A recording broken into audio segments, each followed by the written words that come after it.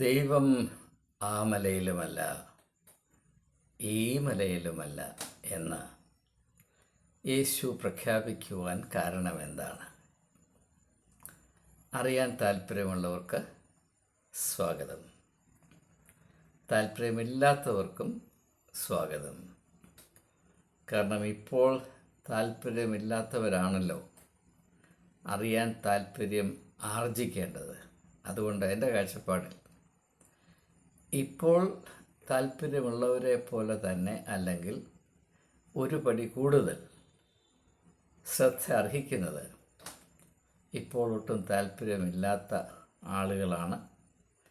അതിനേക്കാൾ ശ്രദ്ധ അല്ലെങ്കിൽ പ്രാധാന്യം അർഹിക്കുന്നത് ഇപ്പോൾ ശത്രുതയോടുകൂടെ ഞാൻ പങ്കിടുന്ന ആശയങ്ങളോട് പ്രതികരിക്കാൻ മാത്രം നിയോഗിക്കപ്പെട്ട വ്യക്തികളാണ്. ഞാൻ അവരെ വളരെയധികം വിലമതിക്കുന്നു. അവരെ പ്രത്യേകമായി സ്വാഗതം ചെയ്യുന്നു. അവർക്ക് നന്മയുണ്ടാകട്ടെ. അവരുടെ തന്നെ വ്യക്തിത്വത്തെ ബഹുമാനിക്കുന്ന വെളിച്ചത്തിൻ്റെ അനുഭവത്തിലേക്കായി തീരട്ടെ എന്ന് ആത്മാർത്ഥമായി ആഗ്രഹിക്കുന്നു. അങ്ങനെ തന്നെ ആയിത്തീരും എന്ന് പ്രതീക്ഷിക്കുകയും ചെയ്യുന്നു. നമുക്ക് വിഷയത്തിലേക്ക് കിടക്കാം. യേശു പറയുന്നു, ദൈവം ആ മലയിലുമല്ല ഈ മലയിലുമല്ല എന്ന് പറയേണ്ട ആവശ്യം സാമാന്യ യുക്തി അനുസരിച്ച്, ചരിത്രത്തിൻ്റെ തെളിവുകളനുസരിച്ച് അങ്ങനെ പറയേണ്ട ആവശ്യം എന്താണ്? ദൈവം ആ മലയിലാണ്, അല്ലല്ല ഈ മലയിലാണ്, നിൻ്റെ മലയിലല്ല എൻ്റെ മലയിലാണ് എന്ന് നിർബന്ധം പിടിക്കുന്ന ബാലിശമായ, തികച്ചും അപക്വമായ ഒരു നിലപാടാണ് എല്ലാ മതങ്ങളും എക്കാലത്തും അന്നും ഇന്നും കൈവരിച്ചിട്ടുള്ളത്, നിലനിർത്തിയിട്ടുള്ളത്. 2000 വർഷങ്ങൾക്ക് മുൻപ് യേശു ഈ ഒരു വലിയ സത്യം വെളിപ്പെടുത്തിയെങ്കിലും യേശുവിൻ്റെ പിൻഗാമികളെന്നും യേശുവിൻ്റെ ആത്മീകമായ കാൽപാദങ്ങളെ അനുഗമിക്കുന്നവരെന്നും അവകാശപ്പെടുന്ന ക്രിസ്ത്യാനികൾ ഈ ഒരു മർമ്മം മനസ്സിലാക്കിയിട്ടില്ല എന്ന് മാത്രമല്ല, അതിന് തികച്ചും വിരുദ്ധമായ കാഴ്ചപ്പാടിലാണ് പ്രവർത്തിക്കുന്നതും അവരുടെ മതപരമായ എരിവുകൾ കാത്തു സൂക്ഷിക്കുന്നതും എന്നത് അല്പം ചിന്തിച്ചാൽ, ചിന്തിക്കാനുള്ള സ്വാതന്ത്ര്യം ബഹുഭൂരിപക്ഷം ആൾക്കുമില്ല എന്ന് അറിയാം. അതറിഞ്ഞുകൊണ്ട് തന്നെയാണ് ഞാൻ അല്പം ചിന്തിച്ചാൽ, രഹസ്യമായി ചിന്തിച്ചാൽ, ആരും അറിയാതെ ചിന്തിച്ചാൽ ഏവർക്കും ബോധ്യമാകുന്നതാണ്. യേശു പറഞ്ഞില്ലേ, നിങ്ങൾ പ്രാർത്ഥിക്കുമ്പോൾ നിങ്ങളുടെ മുറിക്കുള്ളിൽ കയറി, അറയ്ക്കുള്ളിൽ കയറി വാതിലടച്ച് രഹസ്യത്തിൽ പ്രാർത്ഥിക്കണമെന്ന് പറയില്ലേ? ഞാനോ നിങ്ങളോട് പറയുന്നു, അതുപോലെ തന്നെ നിങ്ങൾ രഹസ്യത്തിൽ ചിന്തിപ്പീൻ. കാരണം പരസ്യമായി ചിന്തിച്ചാൽ നിങ്ങളുടെ കാര്യം പോക്കാണ്. നിങ്ങൾക്ക് ചെയ്യാവുന്ന ഏറ്റവും വലിയ അപരാധം, മാപ്പില്ലാത്ത അപരാധം, ചിന്തിക്കുന്നു എന്നതാണ്. നിങ്ങൾ പരസ്യമായി ദയവായി ചിന്തിക്കരുത്. എന്തിനാണ് അനാവശ്യമായി അപകടം വിളിച്ചു വരുത്തുന്നത്? അതുകൊണ്ട് നിങ്ങൾ നിങ്ങളുടെ മുറിയിൽ കടന്ന് വാതിൽ ഭദ്രമായി അടച്ച് രഹസ്യത്തിൽ ചിന്തിപ്പീൻ. അങ്ങനെ രഹസ്യത്തിൽ ചിന്തിക്കുവാൻ താല്പര്യമുള്ളവർക്ക് പ്രയോജനം വരുന്ന വിഭവങ്ങളാണ് ടെമ്പിൾ ഓഫ് തോട്ട് എന്ന നമ്മുടെ യൂട്യൂബ് സംഗമത്തിൽ കൂടെ ഏവർക്കും എളിമയോടെ പ്രദാനം ചെയ്യുവാൻ ഞാൻ തത്രപ്പെടുന്നത്. ഞാനും അപ്രകാരം മുറിയിൽ കടന്ന് വാതിലടച്ച് ഭദ്രമായി അടച്ച് സ്വതന്ത്രമായി ചിന്തിക്കുന്നതിൽ കൂടെ വെളിപ്പെട്ട് വരുന്ന സത്യങ്ങളാണ് ഞാൻ വെളിപ്പെടുത്തുന്നത്. അതിൽ താല്പര്യം കാണിക്കുന്ന ആയിരക്കണക്കിന് ആളുകൾ ഇപ്പോഴുണ്ട് എന്നത് എൻ്റെ ഹൃദയത്തെ സന്തോഷം കൊണ്ടും നന്ദി കൊണ്ടും നിറയ്ക്കുന്ന ഒരു യാഥാർത്ഥ്യമാണ്. ഞാൻ വിഷയം കൈവിടുന്നില്ല, വിഷയത്തിലേക്ക് നമുക്ക് തിരിച്ചു വരാം. അപ്പോൾ യേശു പറയുന്നു, ദൈവം ആ മലയിലുമല്ല ഈ മലയിലുമല്ല. അതിൻ്റെ പറയേണ്ട ആവശ്യം നാം മനസ്സിലാക്കി.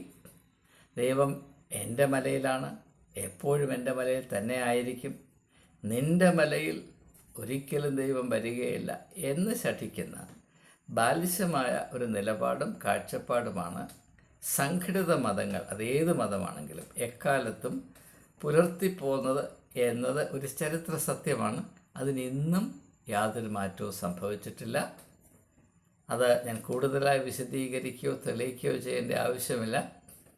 ഇപ്പം മതത്തിൻ്റെ തോതിൽ നോക്കുമ്പോൾ ക്രിസ്തു മതം എന്ന ഞങ്ങളുടേതായ മലയിൽ ദൈവമിരിക്കുന്നു.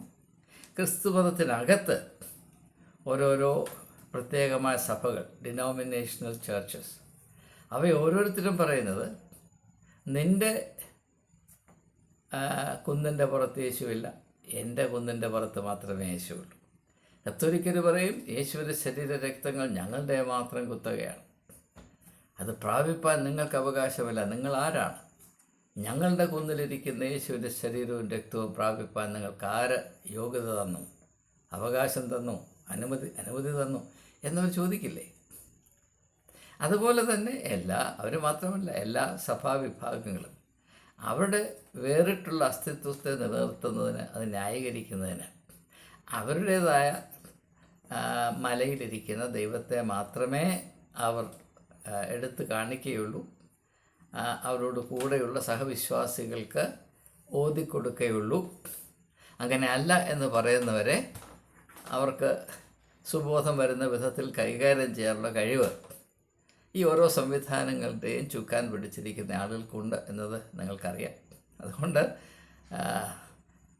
എല്ലാ മതസംവിധാനങ്ങളും എല്ലാ സഭകളും ഇൻടോളറൻസ്, അസഹിഷ്ണുതയുടെ കൊടുമുടിയിലാണ് ഇരിക്കുന്നത്. ദൈവം എൻ്റെ മലയിൽ മാത്രമാണെന്ന് പറഞ്ഞാൽ പിന്നെ ആദ്യം സംഭവിക്കുന്നതിൻ്റെ പേരാണ് അസഹിഷ്ണുത. പക്ഷെ നാം മനസ്സിലാക്കേണ്ടത്, അസഹിഷ്ണുത വാസ്തവത്തിൽ മനുഷ്യരോടല്ല കാട്ടുന്നത്. ഇവിടെയാണ് നാം ഏറ്റവും വ്യക്തമായി മനസ്സിലാക്കേണ്ടത്. എൻ്റെ മലയിലിരിക്കുന്ന ദൈവത്തെ എടുത്ത് കാണിച്ച് അതുകൊണ്ട് ഭൗതികമായ ലാഭവും നേട്ടവും കൈവരിക്കാനായി സ്ഥിതി ചെയ്യുന്ന ആളുകൾ അസഹിഷ്ണുത കാണിക്കുന്നത് അവരുടെ അഭിപ്രായത്തോട് യോജിക്കാത്ത വ്യക്തികളോടല്ല. അവരേറ്റവും കൂടുതൽ അസഹിഷ്ണുത പാലിക്കുന്നത് സത്യത്തോടാണ്. All intolerance is basically intolerance of the truth. ഇതിനെപ്പറ്റി നമുക്ക് വ്യക്തതയുണ്ടാകണം. എവിടെയൊക്കെ അസഹിഷ്ണുതയുണ്ടോ അവിടെയെല്ലാം സത്യത്തോടുള്ള അസഹിഷ്ണുത എന്ന് പറയുന്ന പ്രാഥമികമായ അടിത്തറയിലാണ് ബാക്കി അസഹിഷ്ണുതയുടെ ബാക്കി എല്ലാ പ്രവർത്തന മുഖങ്ങളും വെളിപ്പെട്ട് വരുന്നത് എന്നത് പരമപ്രധാനമായ നാം വളരെ വ്യക്തമായി മനസ്സിലാക്കേണ്ട ഒരു യാഥാർത്ഥ്യമാണ്. ഇത് യേശു നന്നേ മനസ്സിലാക്കിയിരുന്നു. അത് തൻ്റെ പഠിപ്പീരുകളിൽ പല വിധത്തിൽ യേശു അവതരിപ്പിച്ചിട്ടുണ്ട്. പക്ഷേ ഇതൊന്നും സുവിശേഷ പ്രഘോഷണമെന്ന് പറയുന്ന നമ്മുടെ ചടങ്ങിൽ, ക്രിസ്ത്യാനികളുടെ ചടങ്ങിൽ ഉൾപ്പെടുത്താറില്ല. കാരണം അത് സ്ഥാപിച്ചു വച്ചിരിക്കുന്ന സംവിധാനങ്ങളുടെ പരിമിതമായ ചട്ടക്കൂടിൽ ഒതുക്കി നിർത്താവുന്ന ഒരു സത്യമല്ല എന്നതുകൊണ്ട് തന്നെയാണ്. അത് കൂടുതലായി വിശദീകരിക്കുന്നില്ല. അപ്പോൾ രണ്ട് തികച്ചും വ്യത്യസ്തമായ കാഴ്ചപ്പാടുകൾ. മതങ്ങളെല്ലാം നിർബന്ധം പിടിക്കുന്ന ആ ഒരു നിലപാട്, ദൈവം ഞങ്ങളുടെ മലയിൽ മാത്രം. അതിന് തുലവും വ്യത്യസ്തമായി യഥാർത്ഥത്തിൽ ലോകത്തിലെ മതപരമായ വിപ്ലവം എന്താണെന്ന് ചോദിച്ചാൽ അതിതാണ്. ആ മലയിലുമല്ല ഈ മലയിലുമല്ല,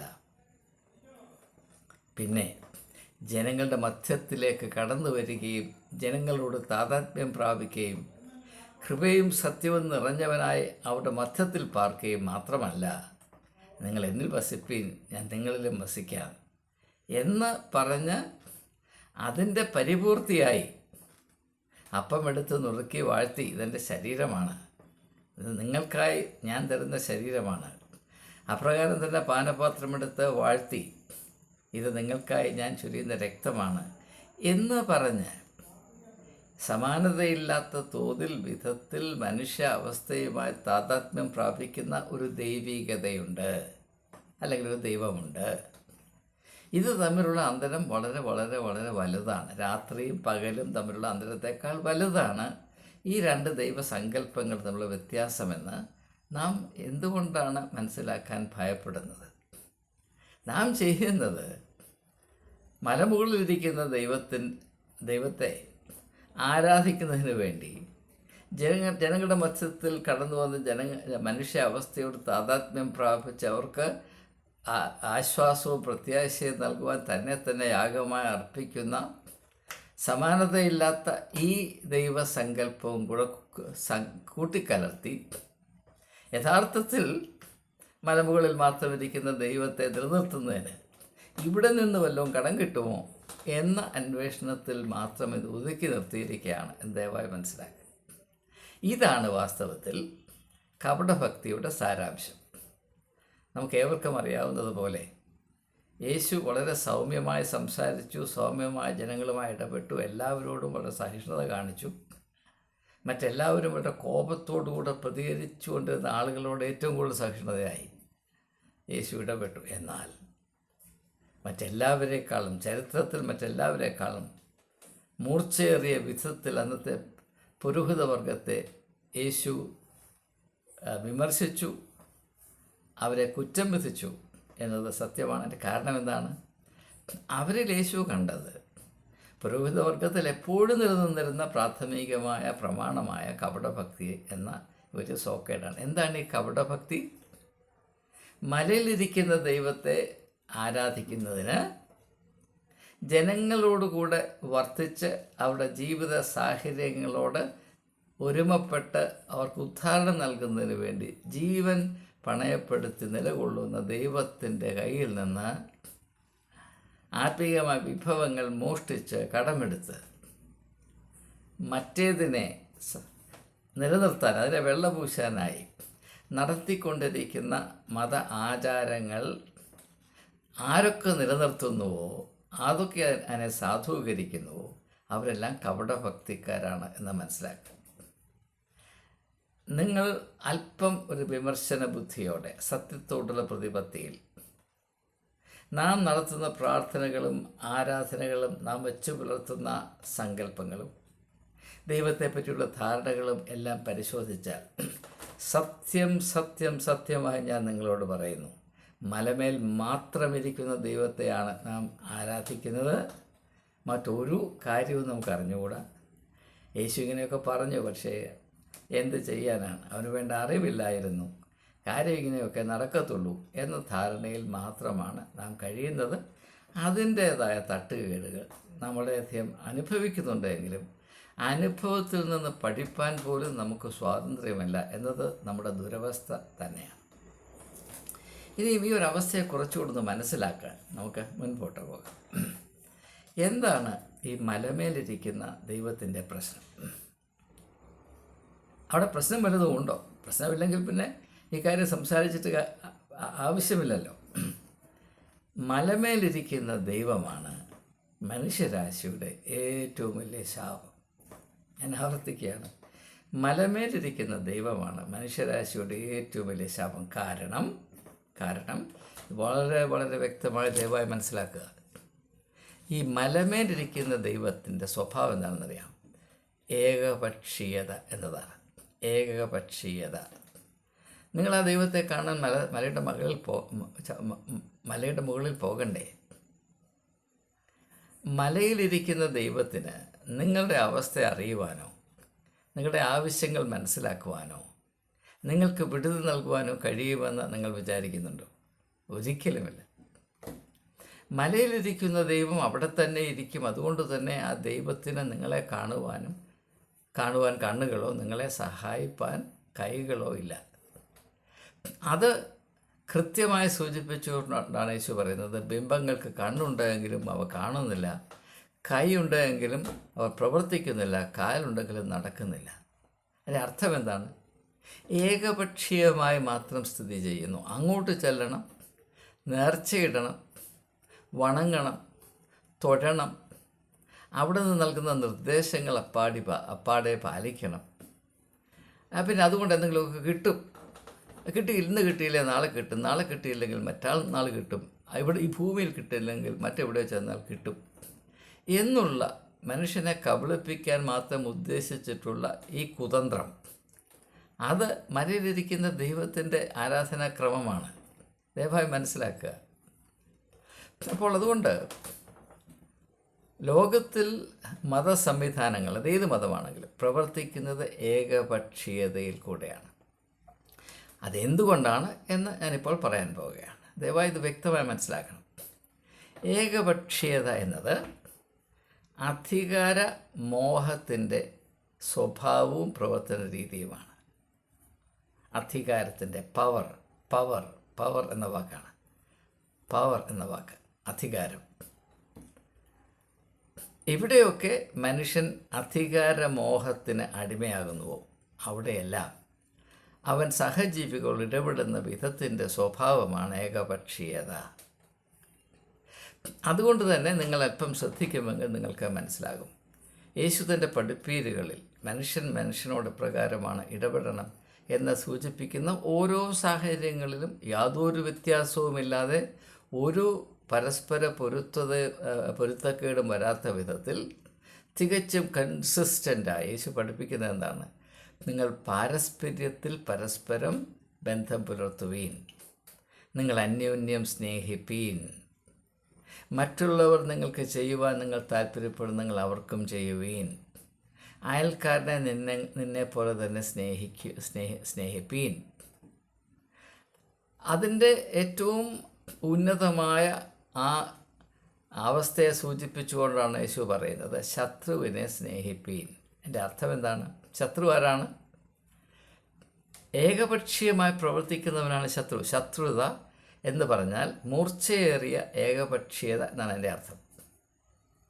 നമ്മുടെ മനസ്സിൽ ശത്രുത്വം പ്രവേശിച്ചു കഴിഞ്ഞാൽ പിന്നെ നാം ആരെ ശത്രുവാണെന്ന് കരുതുന്നുവോ ആ വ്യക്തിയെപ്പറ്റിയുള്ള ഒരു സത്യവും ഒരു നന്മയും തിരിച്ചറിയുവാനോ സ്വീകരിപ്പാനോ ഉള്ള സ്വാതന്ത്ര്യമില്ലാതെയായിത്തീരും. മാത്രവുമല്ല, ആ വ്യക്തിയെപ്പറ്റി എത്രമാത്രം കള്ളം പറയാമോ, അസഭ്യം വിളിച്ച് പറയാമോ, അതാണ് എൻ്റെ ഏറ്റവും വലിയ കഴിവെന്ന് തെറ്റിദ്ധരിക്കത്തക്കവണ്ണം നമ്മെ അധപ്പതിപ്പിക്കുന്ന മർമ്മത്തിൻ്റെ പേരാണ് ഏകപക്ഷീയത എന്നുള്ളത്. മനുഷ്യൻ മനുഷ്യനോട് കാണിക്കുന്ന ക്രൂരതയുടെ ഉറവിടം ഏകപക്ഷീയതയാണെന്ന് തിരിച്ചറിയണ്ടേ. ഇപ്പോൾ കേരളത്തിൽ ക്രൂരത വർദ്ധിക്കുന്നു. അനേക ക്രിമിനൽ സംഭവങ്ങൾ ഇങ്ങനെ അനുദിനം റിപ്പോർട്ട് ചെയ്യപ്പെടുന്നു. അതിൻ്റെ കാരണം എന്താണ്? മനുഷ്യൻ ഏകപക്ഷീയമായി മാത്രം പ്രവർത്തിക്കുന്നു. ഉപഭോക്തൃ സംസ്കാരത്തിൻ്റെ സ്വഭാവം മനുഷ്യൻ്റെ സ്വഭാവത്തിൽ, മനുഷ്യൻ്റെ വ്യക്തിത്വത്തിൽ നിന്ന് പാരസ്പര്യത്തിൻ്റെ അച്ചടക്കത്തെ ചോർത്തിക്കളയുകയും അതിനു പകരം ഏകപക്ഷീയതയുടെ കിരാതമായ വികാരങ്ങളും താല്പര്യങ്ങളും പ്രവർത്തന രീതികളും നിക്ഷേപിക്കുന്നത് തന്നെയാണ്. ഇപ്പോൾ തന്നെ ഈ ഒരു യൂട്യൂബ് സംഗമം ഞാൻ ആരംഭിച്ച ശേഷം എനിക്ക് പല ഇടത്തു നിന്നും ഫോൺ വിളികൾ വരാറുണ്ട്. വളരെയധികം അപലപിച്ച്, കോപിച്ച്, കുപിതരായി, താൻ അങ്ങനെ പറയാൻ താൻ ആരാടും എന്നൊക്കെ പറഞ്ഞ്. അപ്പോൾ അങ്ങനെ ആളുകൾ എന്നെ വിളിച്ച് ചീത്ത പറയുമ്പോൾ എൻ്റെ മനസ്സിൽ ഞാൻ ചിരിക്കാറുണ്ട്. കാരണം അവരറിയാത്തൊരു കാര്യം എനിക്കറിയാം. അതെന്താണ്? അവർ പ്രവർത്തിക്കുന്നത് ഏകപക്ഷീയത എന്ന മർമ്മത്തിൽ കൂടെയാണ്. അവർ പറയുന്നത് മാത്രം സത്യം, അവർ പറയുന്ന പോലെ ഞാൻ നിൽക്കണം, അവർ പറയുന്ന കാര്യങ്ങൾ മാത്രം, അവർക്ക് സൂഹിക്കുന്നത് മാത്രം ഞാൻ പറയണം. ഇത് ഞാൻ പറയുമ്പോൾ ഞാനും ഏകപക്ഷീയമായിട്ടാണ് പ്രവർത്തിക്കുന്നത് എന്ന ഒരു സാധ്യത ഞാൻ തള്ളിക്കളയരുത്. അതുകൊണ്ടാണ് എന്തെങ്കിലും ഒരു കാര്യം പൊതുരംഗത്ത് അവതരിപ്പിച്ചാൽ അതിൻ്റെ പ്രതികരണം എന്താണ് എന്ന് തുറന്ന മനസ്സോടെ ശ്രവിക്കുകയും പരിഗണിക്കുകയും ചെയ്യേണ്ട കടമ എനിക്കുണ്ട് എന്ന് ഞാൻ എന്നോട് തന്നെ എല്ലാ നിമിഷവും പറഞ്ഞുകൊണ്ടിരിക്കുന്നു. പോട്ടെ, ഞാൻ എൻ്റെ അനുഭവങ്ങൾ പറഞ്ഞ് അത് സമയം കളയുന്നില്ല. അപ്പോൾ ഇതൊരു വലിയ പ്രശ്നമാണ്. മലയിലിരിക്കുന്ന ദൈവത്തിൻ്റെ സ്വഭാവവും പ്രവർത്തന രീതിയും എല്ലാം ഉൾക്കൊള്ളുന്ന ഒറ്റ പദമാണ് ഈ ഏകപക്ഷീയത. ആ ഏകപക്ഷീയതയുടെ മലമുകളിൽ നിന്ന് താഴേക്കിറങ്ങി വന്നാൽ താഴ്വാരത്തിലുള്ള ഒരു പ്രതിഭാസമുണ്ട്. ആ പ്രതിഭാസത്തിൻ്റെ പേരാണ് കസേര എന്നുള്ളത്. മലമുകളും കസേരയും രണ്ടും പ്രതീകാത്മകമായി, കാവ്യാത്മകമായി പറഞ്ഞാൽ ഒന്നാണ്. ദൈവം സൃഷ്ടിച്ച പ്രകൃതിയുടെ ഭാഗമായ കസേരയാണ് മലമുകൾ. നമുക്കറിയാം, ഒരു കാലത്ത് എല്ലാ മനുഷ്യരുടെയും സങ്കല്പങ്ങളിൽ ഉണ്ടായിരുന്നൊരു ഒരു ചിന്താ രീതിയാണ് ദൈവം മലയുടെ മുകളിൽ. ഇപ്പം ഭാരതത്തിൽ ഹിമാലയത്തിൻ്റെ മുകളിൽ ദൈവങ്ങളിരിക്കുന്നു എന്ന സങ്കല്പം. ഗ്രീക്ക് സംസ്കാരത്തിൽ ഒളിമ്പസ് എന്ന് പറയുന്ന ആ മലയുടെ മുകളിൽ ദൈവങ്ങളിരിക്കുന്നു. ദൈവങ്ങളുടെ വാസസ്ഥലം എപ്പോഴും മലമുകളാണ്. അത് മനുഷ്യൻ്റെ ഒരു സങ്കല്പമാണ്. അതിനോട് സമമായ പരിഷ്കാരത്തിൻ്റെ അല്ലെങ്കിൽ സംസ്കാരത്തിൻ്റെ താഴ്വാരത്തിൽ വരുമ്പോൾ കാണുന്ന പ്രതിഭാസമാണ് കസേര. അതുകൊണ്ടാണ് കസേരയിൽ കയറിയിരിക്കുന്നവനാണ് ദൈവമാണ് നമുക്ക് തോന്നിപ്പോകുന്നത്. പണ്ട് മലമുകളിൽ നിന്ന ദൈവം ഇപ്പോൾ കസേരയിൽ കയറിയിരിക്കുന്നു. അതുകൊണ്ടാണ് അവിടെ കസേരയിൽ കയറിയിരിക്കുന്ന ആൾ സിംഹങ്ങളാണെന്ന് പറയുന്നത്. സിംഹാസനം, സിംഹത്തിൻ്റെ ആസനം മുട്ടിക്കുന്ന സ്ഥലമാണ് ഈ സിംഹാസനം എന്നൊക്കെ നമ്മൾ പറഞ്ഞ്. അപ്പോൾ കസേരയിൽ ഒരുത്തം കയറി ഇരുന്നുകൊണ്ട് അവനാണ്ട് വലിയ സംഭവമാണ് എന്നൊക്കെ നമ്മൾ വിചാരിച്ചിരിക്കുന്നതിൻ്റെ കാര്യം, ഈ ഏകപക്ഷീയമായി മാത്രം പ്രവർത്തിക്കുന്ന മലമുകളിൽ മാത്രം വസിക്കാൻ അർഹതയുള്ള ദൈവത്തെയാണ് താഴ്വാരത്തിലും കൊണ്ട് സ്ഥാപിച്ചിരിക്കുന്നത്. ഇതിനെതിരെ ദൈവം യേശു യഥാർത്ഥത്തിൽ കുരിശുയുദ്ധം നടത്തിയെങ്കിലും ക്രിസ്ത്യാനിയെ സംബന്ധിച്ചിടത്തോളം 100% നിഷ്ഫലമായിപ്പോയി എന്ന ദുഃഖകരമായ യാഥാർത്ഥ്യമാണ്. എല്ലാ വർഷവും കുരിശിൻ്റെ ധ്യാനം, കുരിശ് ധ്യാനം എന്നൊക്കെ പറയുമ്പോൾ എൻ്റെ മനസ്സ് നീറി പുകഞ്ഞ നൊന്ത് ഞാനായിത്തീരുന്നതിൻ്റെ കാര്യം, യേശു ഏത് ആത്മീകമായ പരിവർത്തനം, വിപ്ലവം ഈ ഭൂമിയുടെ പരപ്പിൽ നിലനിർത്തുവാൻ, സ്ഥാപിക്കുവാൻ പുറപ്പെട്ടു വന്നോ അതിനെ 100% റദ്ദ് ചെയ്യുന്ന ഒരു ക്രമീകരണമാണ് യേശുവിൻ്റെ പേരിൽ ക്രിസ്തുമതമെന്നും പറഞ്ഞ് സ്ഥാപിച്ചു വച്ചിരിക്കുന്നത്. ഇത് മലമുകളിൽ മാത്രം ഇരിക്കുന്ന ദൈവത്തിൻ്റെ മതമായി മറ്റെല്ലാ മതത്തെ പോലെയും ആയിത്തീർന്നിട്ടുണ്ട് എന്നതൊരു യാഥാർത്ഥ്യമാണ്. ഇത് മനസ്സിലാക്കാതെ നമുക്ക് സഭകൾ എപ്രകാരമാണ് പ്രവർത്തിക്കുന്നത്? ഇപ്പോൾ ഉദാഹരണമായിട്ട് സീറോ മലബാർ സഭ എറണാകുളം അങ്കമാലി ഡയസസിൽ സ്ഫോടനാത്മകമായ അവസ്ഥ സംജാതമായിട്ട് നാളേറെയായി. പക്ഷേ അതിൻ്റെ തത്വം, അതിൻ്റെ പ്രവർത്തന മർമ്മം എന്താണെന്ന് അതിൽ ഉൾപ്പെട്ടു നിൽക്കുന്ന അതിൻ്റെ ഇരകളായ പാവപ്പെട്ട വിശ്വാസികൾക്ക് മനസ്സിലാകുന്നില്ല. അവരെ നയിക്കുന്ന അച്ഛന്മാർക്കും ഇതിനെപ്പറ്റി യാതൊരു ബോധവുമില്ല. ഈയിടെ സിനഡിൻ്റെ സ്വാധീനത്തിൽ അവരുടെ കൽപ്പനയ്ക്കെതിരെ പ്രതിഷേധിച്ച 21 അച്ഛന്മാർക്ക് പോലീസിനെ കൊണ്ട് നല്ല അടി കൊടുപ്പിച്ചു. പോലീസായിട്ട് നന്നായിട്ടൊന്ന് പെരുമാറി. നിങ്ങളൊക്കെ മാധ്യമത്തിൽ കൂടെ കണ്ടതാണ്. ഇതിൻ്റെ അർത്ഥം എന്താണെന്ന് ആർക്കും മനസ്സിലാകുന്നില്ല. സിനഡെന്ന് പറഞ്ഞാൽ മലമുകളാണ് എന്ന് ആരും അറിയുന്നില്ല. ആ മലമുകളിനോടൊരു ചോദ്യം ചോദിക്കാൻ നിങ്ങൾക്ക് അവകാശമില്ല. ആ മലമുകളിൽ നിന്ന് വരുന്ന കൽപ്പന, പണ്ട് മോശ മലയുടെ മുകളിൽ കയറി അവിടെ നിന്ന് കൽപ്പനയുമായിട്ട് ഇറങ്ങി വന്നില്ലേ, അതുപോലെ തന്നെ ഒരക്ഷരം പോലും മിണ്ടാതെ അപ്പാടെ അനുസരിപ്പാനുള്ള അവകാശം മാത്രമേ മനുഷ്യരുടെ മതസ്വാതന്ത്ര്യത്തിൽ പുരോഹിത വർഗം അനുവദിച്ചു കൊടുക്കുകയുള്ളൂ എന്ന യാഥാർത്ഥ്യം നിങ്ങൾ തിരിച്ചറിയണം. അപ്പോൾ കേരളത്തിലെ ക്രിസ്ത്യാനികളുടെ ഇടയിലുള്ള ഏറ്റവും ഉയരം കൂടിയ മല ഏതാണ്? സീറോ മലബാർ സഭയുടെ സിനഡാണ്. ഓരോ സഭയ്ക്കും അതിൻ്റേതായ മലകളുണ്ട്. അവിടെ നിന്ന് വരുന്ന ഉത്തരവുകൾ അപ്പാടെ പഞ്ചപുഷ്ടം അടക്കി അനുസരിക്കുക എന്നല്ലാതെ മറ്റു യാതൊരു മാർഗവുമില്ല. യേശു അങ്ങനെ പറഞ്ഞു, ഇങ്ങനെ പറഞ്ഞു, പോടാ എന്ന് പറയും. മലമുകളിലിരിക്കുന്ന നമ്മുടേതായ ദൈവങ്ങൾക്ക് ഇഷ്ടപ്പെടാത്ത എന്തെങ്കിലും യേശു പറഞ്ഞു എന്ന് പറഞ്ഞ് നമ്മളങ്ങോട്ട് ചെന്നാൽ പിന്നെ വിവരം അറിയും. ഇതാണ് ഇന്നത്തെ യാഥാർത്ഥ്യം. അപ്പോൾ ദയവായി മനസ്സിലാക്കുക, മലമുകളിൽ മാത്രം ഇരിക്കുന്ന ദൈവത്തിൻ്റെ പ്രതിപുരുഷന്മാർ താഴ്വാരങ്ങളിൽ അവർക്കായി സ്ഥാപിച്ചിരിക്കുന്ന ചെറിയ ചെറിയ മലകളുണ്ട്. അതിൻ്റെ പേരാണ് കസേര, സിംഹാസനം എന്ന് പറയുന്നത്. ദയവായി മനസ്സിലാക്കുക.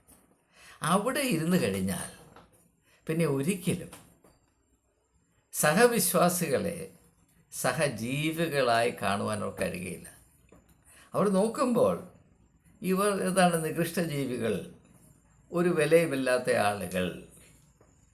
ഞങ്ങൾ പുറപ്പെടുവിക്കുന്ന ഉത്തരവുകൾ അനുസരിച്ച്, ഞങ്ങൾ വെളിപ്പെടുത്തുന്ന ഞങ്ങളുടേതായ താല്പര്യങ്ങൾ അനുസരിച്ച് മാത്രം സ്ഥിതി ചെയ്യുവാൻ, ഞങ്ങൾക്ക് വേണ്ടി ജീവിക്കുവാൻ, ഞങ്ങൾക്ക് വേണ്ടി ആരാധിക്കുവാൻ, ഞങ്ങൾ പറയുമ്പോൾ തെരുവിലിറങ്ങാൻ, യുദ്ധം ചെയ്യാൻ, ഞങ്ങൾ വരച്ചിടുന്ന മത രൂപത്തിൻ്റെ സംരക്ഷണത്തിന് വേണ്ടി ആരെയും കയറി അവലപിക്കുവാൻ ഞങ്ങളൊരു വിരൽ നോക്കിയാൽ തയ്യാറായി നിൽക്കുന്ന വിശ്വാസ പടക്കുതിരകൾ, അതിനപ്പുറത്ത് പോകാൻ നിങ്ങൾക്ക് അവകാശമുണ്ടാകുകയില്ല. ഈ ഒരു വലിയ വലിയ അധപ്പതനം മുന്നമേ കണ്ടുകൊണ്ടാണ് യേശു പറയുന്നത്, ദൈവം ആ മലയിലുമല്ല ഈ മലയിലുമല്ല. പിന്നെ എന്തുകൊണ്ടാണ്? ദൈവം ആത്മാവാകുന്നു, അവനെ നമസ്കരിക്കുന്നവർ ആത്മാവിലും സത്യത്തിലും നമസ്കരിക്കുന്നു പറഞ്ഞ അർത്ഥം എന്താണ്? ആത്മാവിനെ ഭൂമിയുടെ ഏതെങ്കിലും ഒരു സ്ഥലത്ത് തറച്ചിടാമെന്ന് നിങ്ങൾ വിചാരിക്കുന്നുണ്ടോ? നമ്മൾ എത്ര പൊട്ടന്മാരും പൊട്ടികളുമാണെങ്കിലും നമ്മൾ വിചാരിക്കുന്നുണ്ടോ?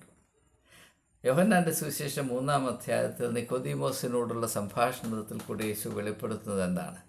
കാറ്റ് അതിനിഷ്ടമുള്ളിടത്തേക്ക് ഊതുന്നു. അതെവിടെ നിന്ന് വരുന്നുവെന്നോ എവിടേക്ക് പോകുന്നുവെന്നോ ആരും അറിയുന്നില്ല. പരിശുദ്ധാത്മാവിൻ്റെ പ്രവർത്തനവും അപ്രകാരം തന്നെ എന്ന് പറഞ്ഞതിൻ്റെ അർത്ഥം എന്താണ്? ദൈവം ആത്മാവാകുന്നു. അതുകൊണ്ട് തന്നെ ദൈവത്തെ ഏതെങ്കിലും മലയുടെ മുകളിൽ കൊണ്ട് സ്ഥാപിച്ചിട്ട് ഞങ്ങളുടെ ചൊൽപ്പടിയിൽ ഞങ്ങളുടെ നിയന്ത്രണത്തിൽ നിൽക്കുന്ന ദൈവം, ആ ദൈവത്തെ എങ്ങനെ ആരാധിക്കണമെന്നും ആ ദൈവത്തിൻ്റെ ഇംഗിതം എന്താണെന്നൊക്കെ ഞങ്ങൾ പറയുന്നതിന് അപ്പുറത്ത് പോകാൻ നീ ആരാടാ എന്ന് ചോദിക്കുന്ന ഈ ഒരു കാഴ്ചപ്പാട് മലമുകളിൽ മാത്രം കുറ്റിയടിച്ച് കെട്ടിയിട്ടിരിക്കുന്ന ദൈവത്തിൻ്റെ പേരിലല്ലാതെ ഇതാണ് ബിംബാരാധന എന്ന് പറയുന്നത്. ആ ബിംബാരാധനയെ കൂടെ അല്ലാതെ നാം ഇപ്പോൾ കാണുന്ന ഈ അടിമത്വത്തിൻ്റെ സ്വഭാവം മാത്രമുള്ള മത അധികാരം അത് ജീവനുള്ള ദൈവത്തിൻ്റെ, യേശുവിൻ്റെ ഭാഷയിൽ പറഞ്ഞാൽ ആത്മാവായ ദൈവത്തിൻ്റെ ഹിതമനുസരിച്ചിട്ടുള്ളതല്ല, ദൈവത്തിൽ നിന്ന് ഉദിക്കുന്നതല്ല. പിന്നെയും മലമുകളിലിരിക്കുന്ന ബിംബങ്ങളിൽ നിന്നുദിക്കുന്ന ഒരു വിഭ്രാന്തിയാണ്. ഇത് മനസ്സിലാക്കാൻ, ഇത് കൈക്കൊള്ളുവാൻ ധൈര്യമുള്ളവർ, ഇത് സ്വീകരിപ്പാൻ നട്ടലുള്ളവരുണ്ടെങ്കിൽ അവർ മനസ്സിലാക്കട്ടെ എന്നല്ലാതെ ഞാൻ എന്ത് പറയാനാണ്. അതുകൊണ്ട് യേശു ഈ ഒരു പ്രശ്നത്തെ വളരെ വളരെ മനോഹരമായി തൻ്റെ ശിഷ്യന്മാർക്ക് വെളിപ്പെടുത്തുന്ന സംഭവം നമുക്കറിയാം. എല്ലാവരും 3 പേർ. അതാണ് മറുരൂപമലയിലെ സംഭവം. അവിടെ യേശു തന്നെ വെളിപ്പെടുത്തുകയാണ്. തൻ്റെ ശിഷ്യന്മാർക്ക്, അത് കണ്ടുകൊണ്ടിരിക്കുന്ന ശിഷ്യന്മാർക്ക് മനസ്സിലാക്കാവുന്നതിനപ്പുറത്തെ വിധത്തിൽ യേശു വെളിപ്പെടുത്തുമ്പോൾ പത്രോസ് എന്നാണ് പറയുന്നത്, ഞാൻ 3 കുടിലുണ്ടാക്കാം, നമുക്ക് ഇവിടെ തന്നെ വസിക്കാം മലമുകളിൽ. പത്രോസിനെ നിങ്ങൾ ശ്രദ്ധിച്ചുകൊള്ളണം. ചുമ്മാതല്ല പത്രോസിനെ സഭയുടെ അടിത്തറയാണെന്നൊക്കെ പറയുന്നത്. അവനിൽ ഇങ്ങനെ ചില പ്രത്യേകതകളൊക്കെ ഉണ്ട്. അപ്പോൾ യേശു അവനെ തിരുത്തുകയാണ്. നീ മനുഷ്യ ചിന്തിക്കുന്നത് പോലെയാണ് ചിന്തിക്കുന്നത്. ഇതേ പത്രോസിനെയാണ് മത്തായിയുടെ സുവിശേഷം 16-ാം അധ്യായത്തിൽ സാത്താനെ എന്നെ വിട്ടു പോകൂ എന്ന് അഭിസംബോധന ചെയ്തുകൊണ്ട് യേശു പറയുന്നത് നിങ്ങൾക്കറിയാം. ഈ മർമ്മം എപ്പോഴും പ്രവർത്തിച്ചുകൊണ്ടേയിരിക്കും. അപ്പോൾ അന്ന് പത്രോസിൻ്റെ നിർദ്ദേശം അല്ലെങ്കിൽ സജഷൻ അനുസരിച്ച് യേശു മലയുടെ മുകളിൽ തന്നെ നിന്നിരുന്നുവെങ്കിൽ പിന്നെ ക്രൂശ് എന്ന് പറയുന്നൊരു കാര്യം ചരിത്രത്തിൽ ഉണ്ടാകുകയില്ല. ജനകോടികളുടെ പ്രത്യാശ അന്ന് അതുകൊണ്ട് അധപ്പതിച്ചു പോകും. നല്ല ഉദ്ദേശത്തോടു കൂടെയാണ് പറയുന്നതൊക്കെ തോന്നും, പക്ഷേ അതിൻ്റെ പരിണിത ഫലം വലിയ വലിയ ദുരന്തമായിരിക്കുമെന്നത് വേദപുസ്തകം അല്പം സ്വാതന്ത്ര്യത്തിൻ്റെ കണ്ണിൽ കൂടെ ദൈവം തന്ന തലച്ചോറ് ഉപയോഗിച്ച് വായിച്ച് മനസ്സിലാക്കുന്നവർ പെട്ടെന്ന് തിരിച്ചറിയുന്നത് തന്നെയാണ്. അതുകൊണ്ട് പ്രിയമുള്ളവരെ, ക്രിസ്തുയേശുവിൻ്റെ നാമത്തിൽ ഞാൻ നിങ്ങളോട് പറയുന്നത്, യേശു നമുക്ക് നൽകിയ ആ താക്കീത്, മലമുകളിലിരിക്കുന്ന ദൈവത്തിൻ്റെ അടിമകളാകരുത് നിങ്ങൾ. ജീവനുള്ള ദൈവത്തെ മലമുകളിൽ ഒതുക്കി നിർത്തുവാൻ ആർക്കും കഴിയുകയില്ല. ദൈവത്തിൻ്റെ സ്വഭാവമോ മനുഷ്യനെപ്പോഴും കൊതിക്കുന്ന ഈ അധികാരമോഹം അതല്ല. ദൈവം സ്നേഹമാകുന്നു. സ്നേഹവും അധികാരമോഹവും ഒരിക്കലും ഒന്നായി ചേരുകയില്ല. ഒന്ന് മറ്റതിന് വിരുദ്ധമാണ്. അധികാരമോഹം സ്നേഹത്തെ വിറങ്ങലിപ്പിക്കുകയും സ്നേഹം അധികാരമോഹത്തെ അതിജീവിക്കുകയും ചെയ്യും. അതുകൊണ്ടാണ് സ്നേഹിക്കുന്നവൻ മാത്രമേ സ്വാതന്ത്ര്യം അനുഭവിക്കാൻ അർഹത പ്രാപിക്കുന്നുള്ളൂ എന്ന് വചനം പറയുന്നു. അതുകൊണ്ടാണ് സ്നേഹിക്കുന്നവൻ ആരെയും ഭയപ്പെടുകയില്ല എന്ന് പറയുന്നത്.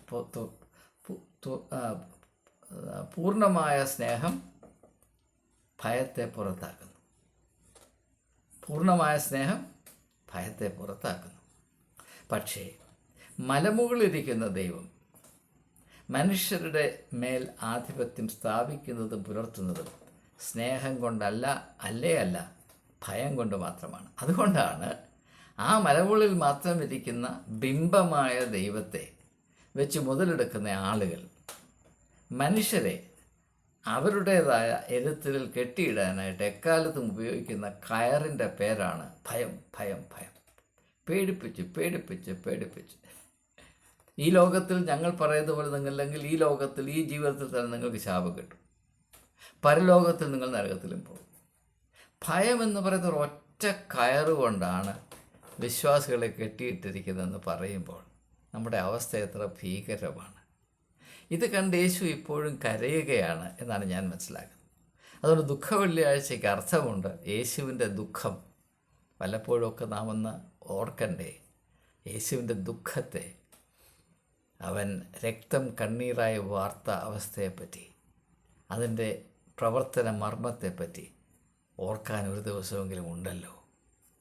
പക്ഷേ ഏറ്റവും വലിയ വിരോധാഭാസം എന്താണെന്ന് ചോദിച്ചാൽ, അതിൻ്റെ മേലും ആധിപത്യം സ്ഥാപിച്ചിരിക്കുന്നത് മലമേൽ മാത്രം ഇരിക്കുന്ന ദൈവത്തിൻ്റെ പ്രതിപുരുഷന്മാർ, ഈ കണ്ണീരെന്താണെന്ന് ഒരിക്കലും മനസ്സിലാക്കാൻ കഴിവില്ലാത്തവർ, അവരാണ് എന്ന് ഓർക്കുമ്പോൾ ലോകത്തിലെ ഏറ്റവും വലിയ ആത്മീയ അട്ടിമറി അവിടെ നടന്നു കഴിഞ്ഞു എന്ന യാഥാർത്ഥ്യം ആരൊക്കെ തിരിച്ചറിയുമോ അവരൊക്കെയും ലോകത്തിൻ്റെ വെളിച്ചമായ യേശുവിനെ ഒന്ന് ദൂരെ നിന്നെങ്കിലും കാണുവാൻ അവസരം പ്രാപിക്കുന്നവരായിരിക്കും എന്ന് മാത്രം സൂചിപ്പിച്ചുകൊണ്ട് വാക്കുകൾ ഉപസംഹരിക്കുന്നു.